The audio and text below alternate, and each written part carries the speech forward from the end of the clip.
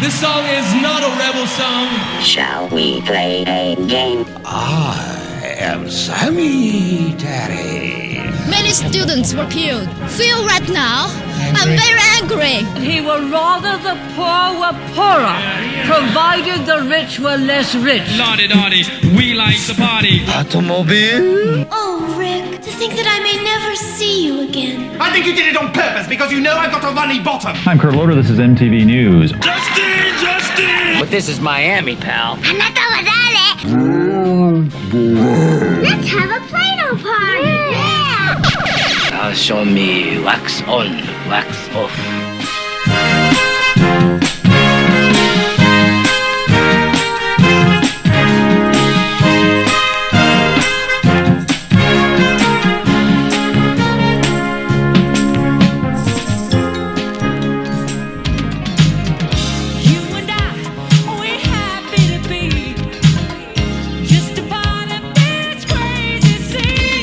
My name's Tod Zeller. Thanks for joining us for another episode of In the Corner, back by the woodpile. The 80s will forever be my favorite decade, for so many reasons. Songs like Everybody Wants to Rule the World, I Melt With You by Modern English, The Ghost in You by the Psychedelic Furs, Take On Me by a-ha, and Don't You Forget About Me with the Simple Minds. Songs like these were burning up the charts, helping people to feel good and hopeful and live and dance. There was some sort of hopefulness in the 80s that I just can't get my brain wrapped around, but I know the music speaks volumes to so many, especially those who were there. And it's true, everybody really does want to rule the world. But for the next little while, I'd like you to sit back while I rule a little piece of Spun Counterguy's world and take you to part 2 of my interview about his brand new book, one of my favorite reads, the 10 Tracks Mixtape Tasks, a story that has brought back so many good memories of music, young love, spiritual discovery, the relationship and friendship of a brother and sister and a group of friends in high school.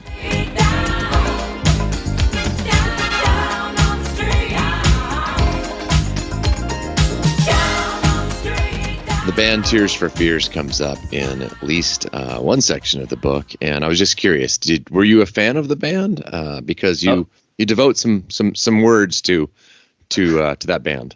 Yeah, I did love that, the first 2 records especially. Another thing that was true about the book, there was a guy at Walmart. He claimed to have been roommates with one of the guys from Tears for Fears. I don't remember which. They were in India, and the Tears for Fears guy was studying flute.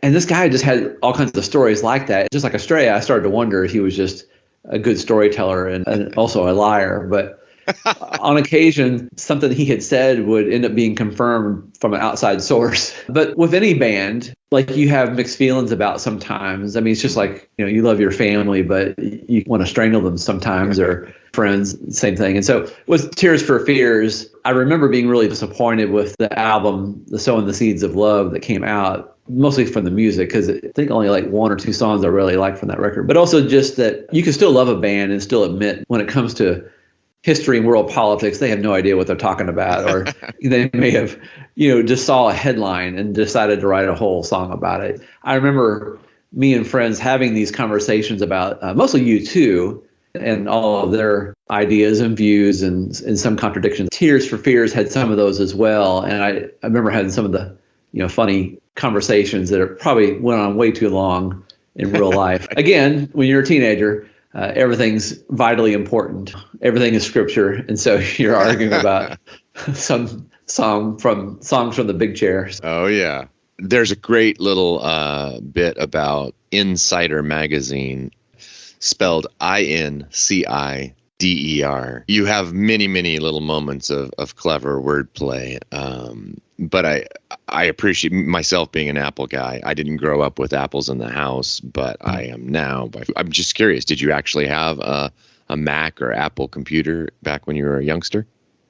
Yes, I had a great interest in computers, but it was mostly just looking at books and magazines and seeing these things that seem so far off in the future. And I don't think I ever had a conversation with my dad about them. And you know how sometimes kids kind of sell their parents short and think, oh, he's just into working at the dirty machine shop and working in the garden outside. But one day my dad just comes home with a brand new Apple IIc computer and a stack of magazines, because the computer guy he bought it from gave him some. And I think inside there was a real magazine. There was a bunch like that had some kind of play off the word Apple or Macintosh. And in fact, there was some magazine I wanted to subscribe to, and apparently you could get a discount if you were a business. So I put down in the company name space, Apollonia. If you remember, the highly attractive woman was involved with Prince. Before my dad gave me that computer, it was for the family, but I commandeered it. I was kind of a sad kid. I just felt like the world had dropped a deuce on me in some ways. I was very awkward and had no friends. I was persecuted at school, and the only solace I ever got was playing out in the woods or something. But when he got that computer, I found out I didn't need friends, you know? Yeah. And I was off and running and just learning how to program and playing games, of course. And I need to thank my dad every day for getting that thing. It really set me on a pretty good path as far as, developing problem-solving skills and learning about the world. This is before the internet. A lot of these games or programs, it would expose you to new information. And anyway, so yeah, I really did have an Apple IIc. I made friends with another guy at Boonville. He had an Apple IIe. That was an earlier version, and it was compatible. And he would, copy stuff for me. And he had, I guess this is the first experience I ever had with bootlegs, like things that were not officially out.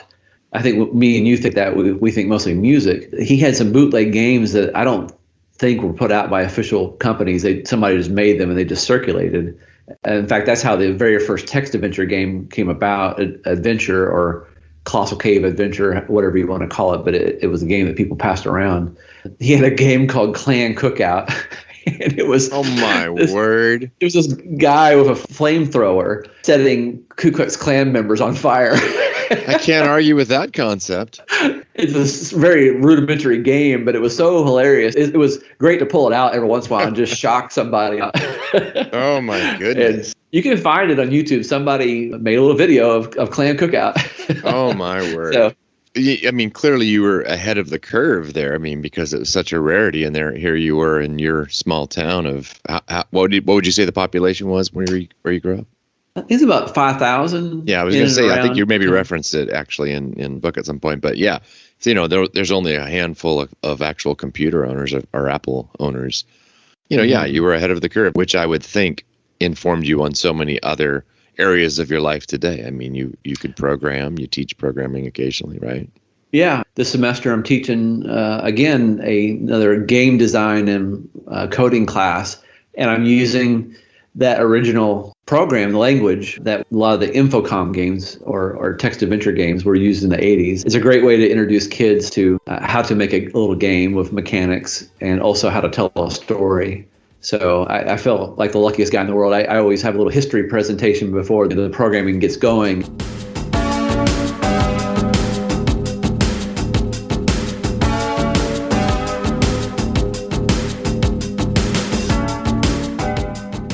Okay, so there are some reoccurring themes lightly sprinkled throughout the book.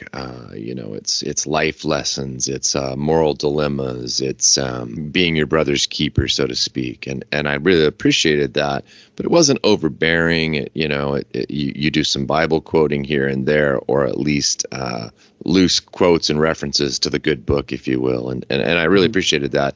And I think it's a delicate balance of, is this a faith-based book? And I guess my question to you is, did you grow up in a religious household? Did you grow up with some of these lessons firsthand? Because it seems like they're pretty prominent throughout in a good way. Oh, yeah, certainly. Yeah, I was raised in a Christian home.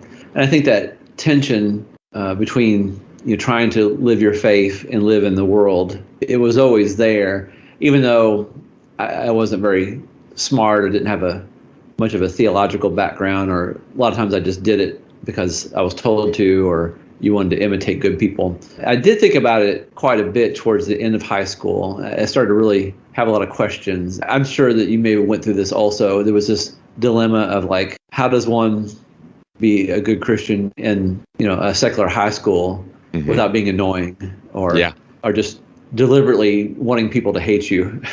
You know? Right. And so, yeah, I think some of that is probably in the book because Estrella and TJ wrestle with that. They feel like outsiders in that respect. And I still think about it to this day. I think it's changed a little bit because the town I live in is a very small town in Kentucky. It's just like if you go to a big town and can assume, like Boston, you can assume probably everybody is of the same political persuasion for the most part, or New York City. And it's a little bit like that here, except maybe opposite. Everybody here is either evangelical or Catholic or charismatic, Pentecostal, you know, all these different things. And yeah, I also drive a school bus, and we're having to deal with the problem. How do we do this in a Christ-like way? I mean, they still pray before meetings here and before ball games and things like that. So I realize now I live in a different bubble than what I grew up with because they kept the separation pretty good in school. Yeah, it's something I still ponder over, and you always want to try to remember to do the right thing. And it's difficult, especially when you get angry or you get passionate or you feel like you've been done wrong, or you want to write people off because you're sick and tired of them. Or these are the things I struggle with today. I think in my 30s and 40s, I was just thought I was no good and not worth anything. And so and those are other books I'm sure will come. Excellent. But yeah, I wanted to be a universal book. I wanted people that maybe were atheists to at least understand how somebody might have thought with that background and not be annoyed by it. And I tried to allow that, some of the characters weren't of that thinking as well.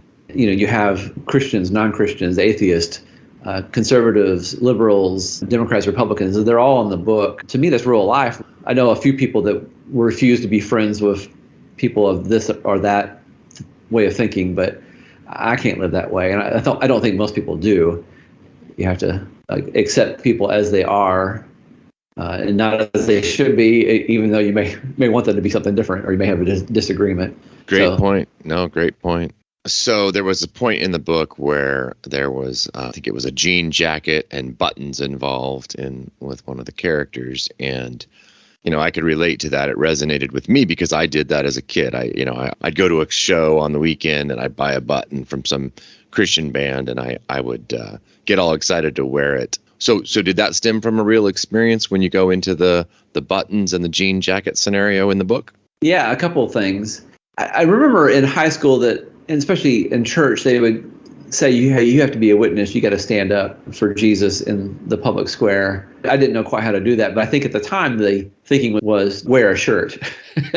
I think now just, hey, be a fair person, be a bright light if you can. But so I think I tried a couple of times where I wore like a Petra shirt, for example, and you get questions. I mostly got ridiculed because they were big enough that people knew that they were a Christian rock band. But later on, I was working at a place, and there was these two women I worked with, and they were awful. They would gossip. They were hateful towards other people at the business, and I had to work alongside them. And I was in HE double hockey sticks. And one of them, I couldn't get over the fact that she claimed that how awesome her church was. She would talk about how great it was, how everybody needed to go. And of course, I'm thinking like, well, if they produce people like you, I don't think I'm ever going to go. And then I got this idea. What if I called her preacher and say, hey, can you preach on gossip sometime soon? And I never did do that, but I did have another incident. I was having trouble with somebody who went to a particular church, and I did run into their pastor or somebody high up, and I said, somebody in your congregation really needs a sermon on this topic, whatever it was. I don't know if that ever came about, but I still like that idea of going around to get a point across.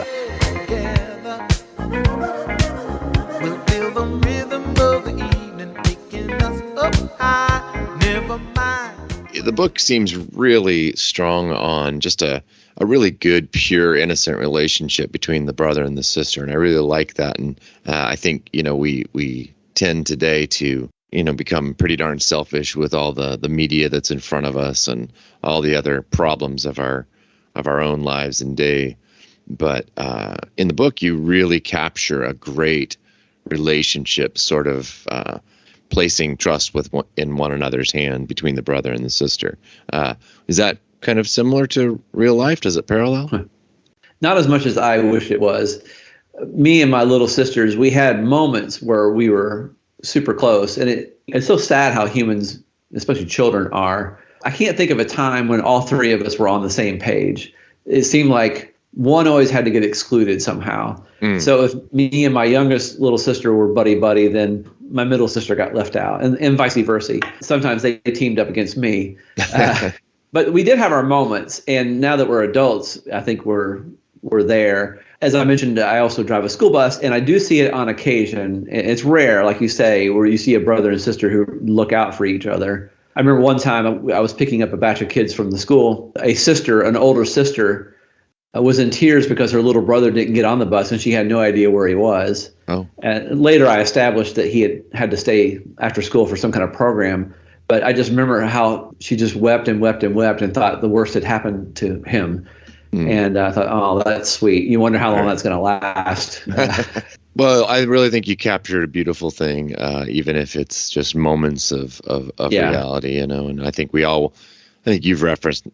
you've referenced this before yourself. I mean, we all sort of embellish our own memories to the betterment usually, you know what I mean? There's the pain, but then there's the rainbow side of it, and we always, make it a little bit brighter. But yeah, I think you really captured in the book that sense of innocence and trust and just love and loyalty within family, especially given the fact that she's not, Estrella is not of your own blood. Again, I've seen this a lot with a lot of adoptive families. It's amazing, at least in certain cases that I've been their teachers, how close they are. And even like some situations of like step brothers and sisters. It's wonderful when you see it. Sometimes they tend to be closer than biological siblings. I love.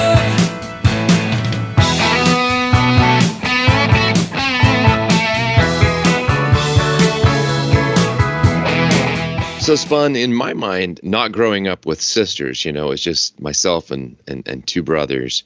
I find it really intriguing how well you were able to get into the female perspective of your character. I believe you wield the characteristics within the character really fine and convincing.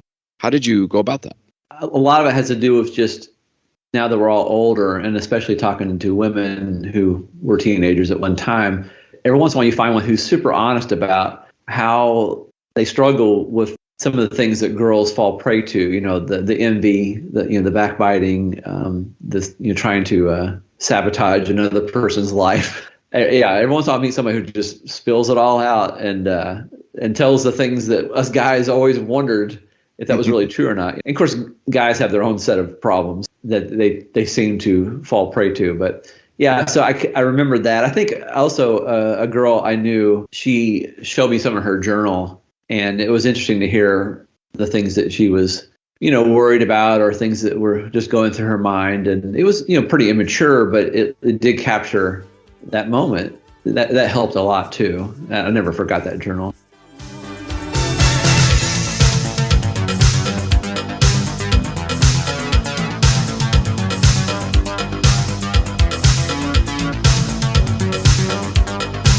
So I'm a really visual guy. I grew up around art and sketching and, still really appreciate photography and graphic design and things like that.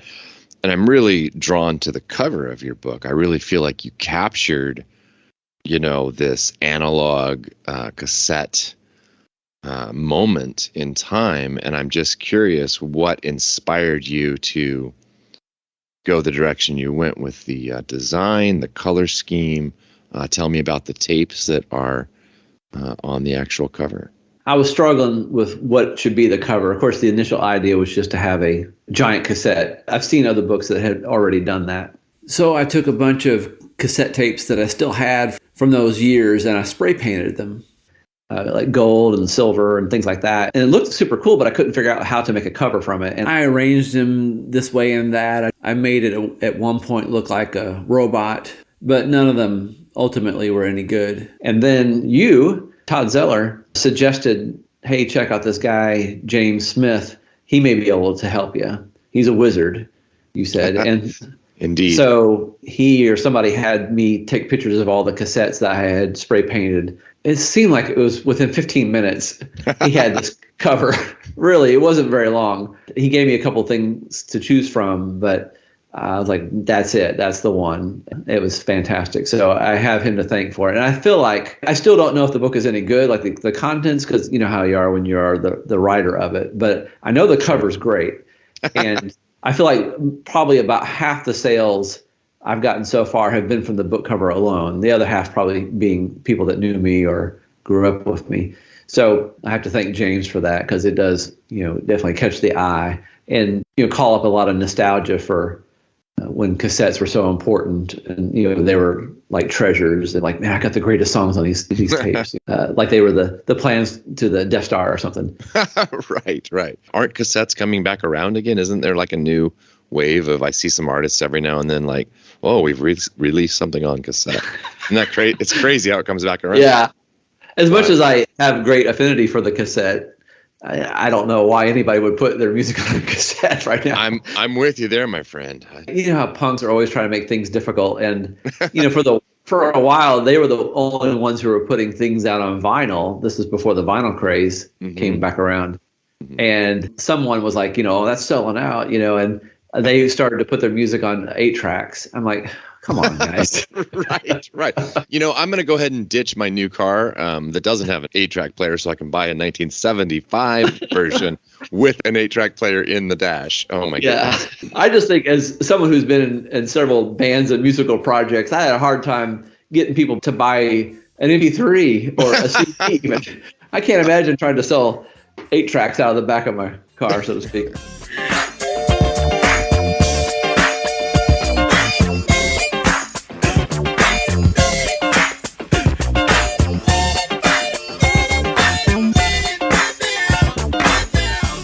So, Spun, who influenced you to listen to the music that was the 10 tracks?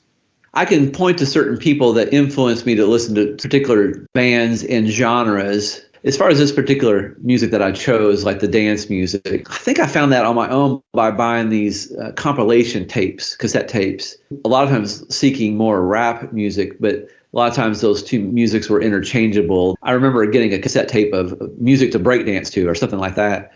And it would have hip hop on there, but it would also have like some of these experimental electronic songs. So the song by Conk, Your Life.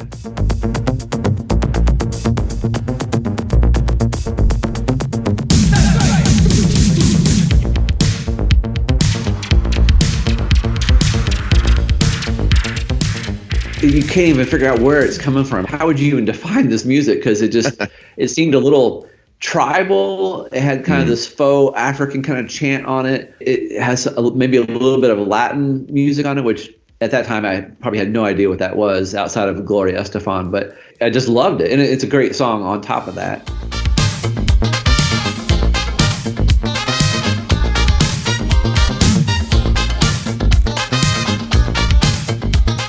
A lot of those songs just came from crate digging. One group you really like, you find out, their producer produced this other group as well. And so that's how I found a lot of that. Is there a particular genre of music you like? I'd sound like a politician, but I do like them all. Although I'm very, very picky, even though I like everything from pop, hip hop, country, Afro-Cuban.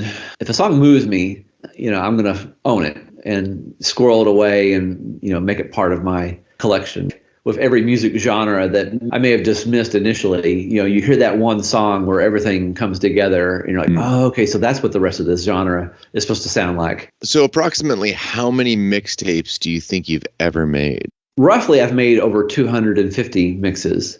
But I think when we say mixtape, we think about when the person that assembles X amount of songs to basically give a message to somebody. Generally, it's for a person they are smitten with or a person they're trying to help get through something. As far as that, I've made a few, but they were never received all that well. So I think I quit doing that a long time ago. On occasion, I'll make mixes for my grandson. He's 5. Like, he loves trains, for example. So I've made 2 train mixes, one from 1920s, 30s, and 40s, all those train songs, and then one from the 80s. There's not a whole lot of train songs, but there are a lot of songs that mention the train.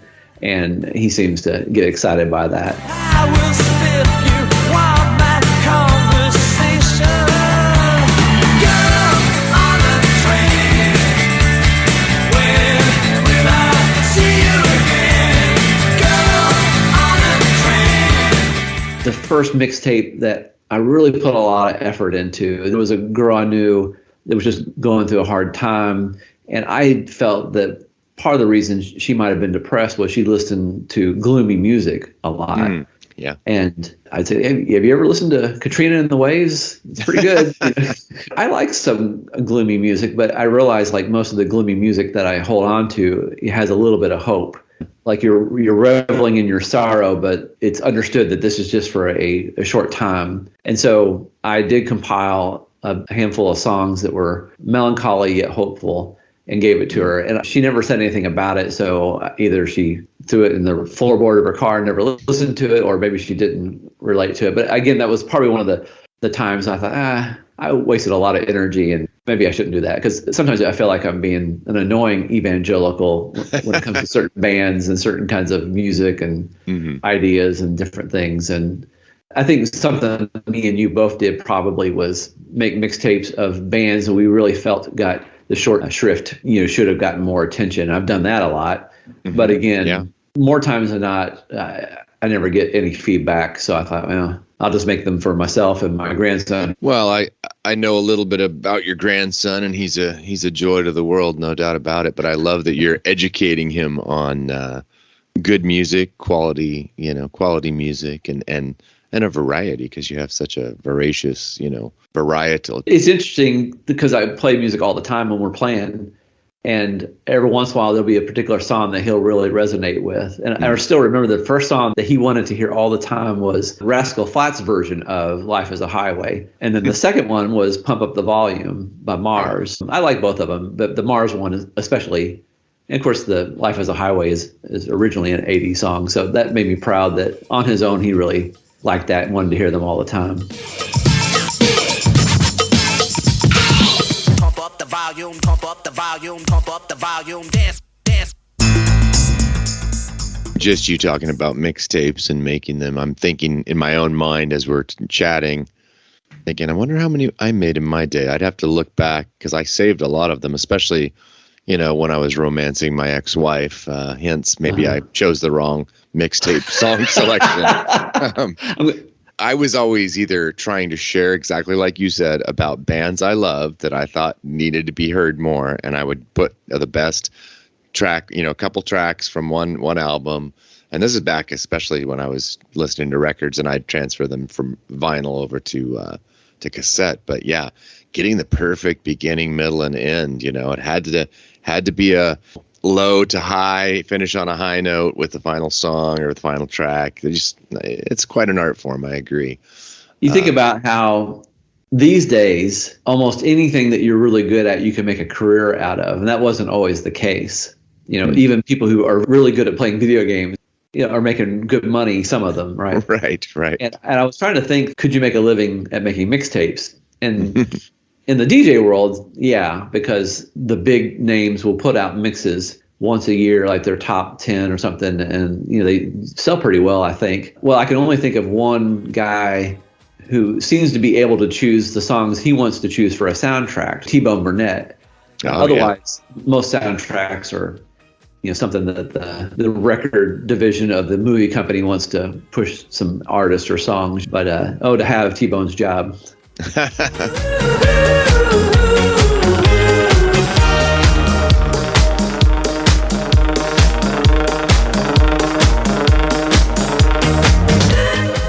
Did you ever receive any mixtapes that you still play to this day? No, I don't think anybody has ever given me a mixtape. I can't recall, but maybe the first mixtape I ever remember, my mom's from Alabama, and so we were down there to see her side of the family. And my dad, being the person that he is, always checked the local, we call them Thrifty Nickel up here, but the little buy, sell, and trade magazines. He found a guy that was selling a reel machine, like a TIAC, I think it was.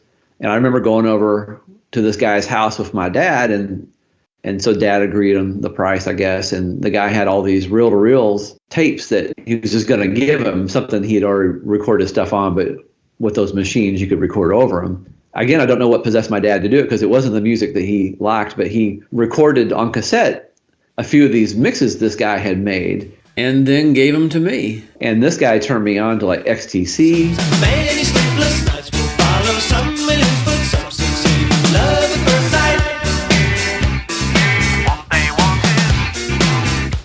The Cars, well, I should say songs and groups that you didn't hear on the radio as much. Like I knew the Cars, of course, but he was playing some deep cuts that I've never heard on the radio since. And a lot of like the B-52s and things like that, which at that time I had never heard. And I found that cassette recently. It doesn't work anymore. It is brittle and kind of turned into dust, the magnetic tape, but I still have it. What I would give to be able to find that guy down in Alabama who made that mix and thank him, because again, it did start me down a musical road, so to speak, in the archaeological pit that is my brain.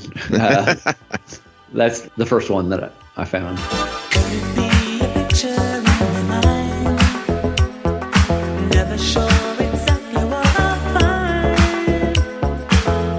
I really want to say that, you know, as someone who appreciates films and films of that genre, the 80s and the nostalgia, the cultural icon that the 80s are, I really see a screenplay in your book. I really see that detailed story. I honestly believe you could have it adapted to a screenplay quite easily, because it's there. I mean, the story's there, the character development is there. And of course, you pair it with a killer 80s soundtrack and you're golden. That would be wonderful. I mean, I sat on this story for 10 years before I finally wrote it down. In my head, it played like a movie, but then you have to come to grips that you're not going to run into a movie producer in Kentucky. So I thought, okay, even though in my head it's a movie, I have to write it down and somehow hopefully convey what I want to convey in words on a paper. Even though I'm not encouraged by a lot of what Hollywood puts out these days, you see some people who tend to get it and make really good films. And I think about was it Jared Hess, who made Napoleon Dynamite? To me, that's an 80s film. My grandfather that one in. Adam Goldberg, who did the Goldbergs. And of course, that's a great show about the 80s. Yeah, so they're out there. And I imagine there's probably all kinds of film students out there too that are trying to put something like that together. I'll try to work it so you get a cameo in there if it comes out. Please do. Yeah. Passerby number 7. There you go. I like that.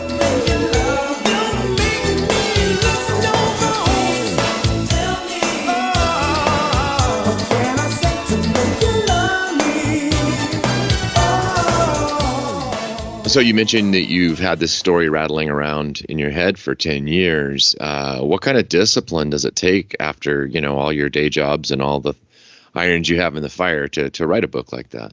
First of all, when something's just in your head, it's not a failure yet. And I think that's a lot of people's hesitancy to start a project, because then you start to write it down and then you go back and look at it and you think, oh, this is not that good. And so that's probably why I didn't write it down for a while. I was just in a situation where it was kind of accident, where I ended up at a place where there was no TV, no internet, no radio, nothing. So I thought, well, I got nothing else to do. I might as well finally write this book. And so I was able to crank out the first draft in a month.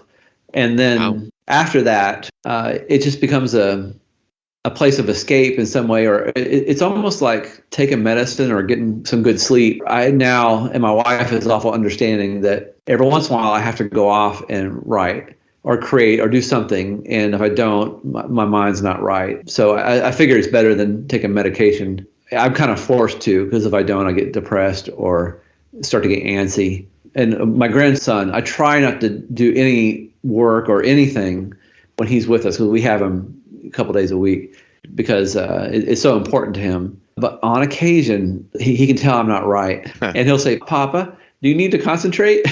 And that's kind of the word he comes up with for me to go on my computer and for him to not ask questions. And I said, yeah, can you give me 10 minutes? And he'll just play at my feet, with his little cars and trains while I bang out whatever it is that was in my head.